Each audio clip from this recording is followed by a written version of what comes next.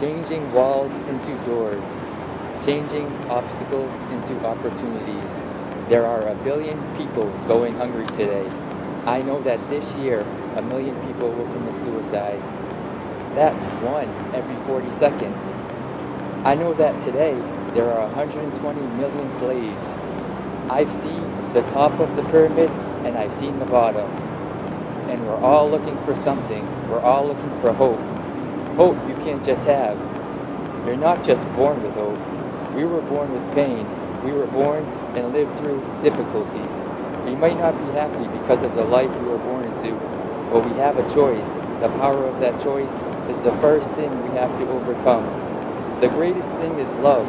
We feel we don't have enough love and hope. We start losing strength to live. For my life, I have had big walls. I was surrounded by 4 walls and a low ceiling, but I have been set free in so many different ways.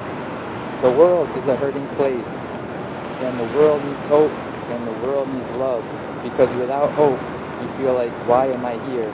Brokenness is mine. But I still had a body. But today, everything has changed. Everything. For me, I was looking for hope and happiness, but I couldn't see it for many years. In fact, if this side of the table represents my hope, through truth encourages me to be all that I can be, but then we have lies, everyday people who discourage us. You know the people in your life who, no matter how good of a day you're having, they bring you down, or no matter how bad of a day you're having, they bring you even lower.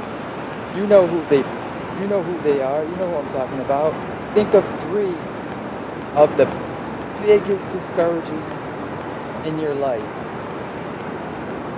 You know who they are? No, you are. You are.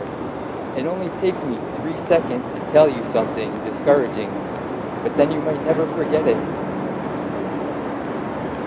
You might never forget my words. I still remember things my mother told me that I wish I never heard. Words are powerful. When you hear those words, then your mind starts growing with these lies. Danny, you're not good enough. Danny, just give up. Danny, you're never going to get a job.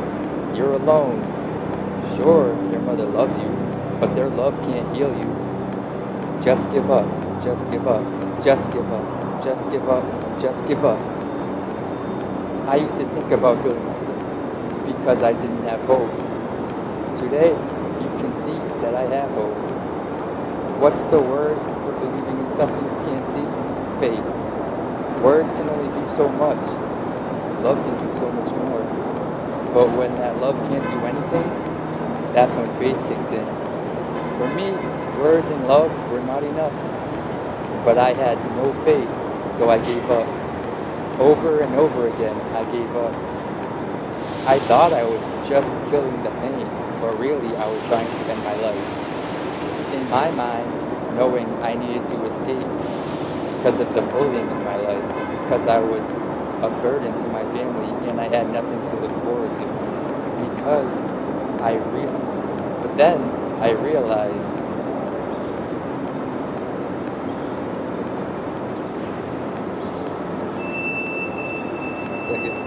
But then I realized if I died, I would leave an even bigger burden on my mother than she already had. There's one thing less hopeful or more burdensome than having a child without a home. That is, having a child without a home that gives up. So when I thought about the suffering I caused my family and the suffering I would cause them if I gave up, that one thought saved me. If my parents never told me that I was beautiful, if my parents never told me that I was special and that I was loved, then who would? So I encourage every single parent who tries their best to encourage their teenagers, especially in the West. A lot of teenagers put a sign on their door, do not disturb. I'm sure the conversation all around the world between a parent and their teenager are the same. How was school? Fine. Did you learn anything? No. Did you do your homework? No. And that's the conversation for the day.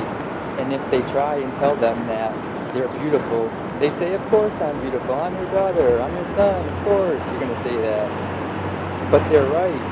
Every single human being has value. And my value is not determined by how I look, or what job I have, or where I'm from, where I was born, how much money. All that stuff is nothing.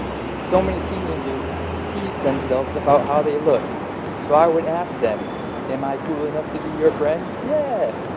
But I have no home, no job. It doesn't matter. So I said, really? It doesn't matter that I have no home, no job? They said, it doesn't matter. So I said, then actually, if it doesn't matter, then why do we kill each other with our words? If it actually doesn't matter, then why do we look at ourselves in the mirror and say, ugly, instead of valuable? I want to ask you today, what are you looking for? If I gave you $1 billion, would you be happy? If you gave me $1 billion, I would be happy. But then, if my mom dies tonight, am I happy? No. With all the money in the world, I would never be happy. Because money is something that cannot heal the soul. So many teenagers are looking for love, which love does heal the soul. Love does complete the soul. But even sex before marriage, for me, sex before marriage is like a $5 Gucci watch. And sex within marriage, having sex with someone who loves you, who is committed to you for the rest of your life, who is going to be the mother or father of your children, that's what love is. You can sleep with as many people as you want, but will you ever know for sure? Love is a lifelong commitment. You see, there are choices in life, and you are all looking. I want to ask you, what are you looking for? If you could just get drunk, why not? You only live once. Well, if that's the way you think, great. But for me, I'm a greedy man. I don't want to live 90 years. I want to live for billions of years. And I know every day my choices will affect this life, in other people's lives, and my eternal life. You have to come to the truth of knowing who you are and why you're here. William Berkeley said, the greatest 2 days of anyone's life, the day you were born and the day you knew why. So, ew, you're ugly. No, I'm beautiful the way I am.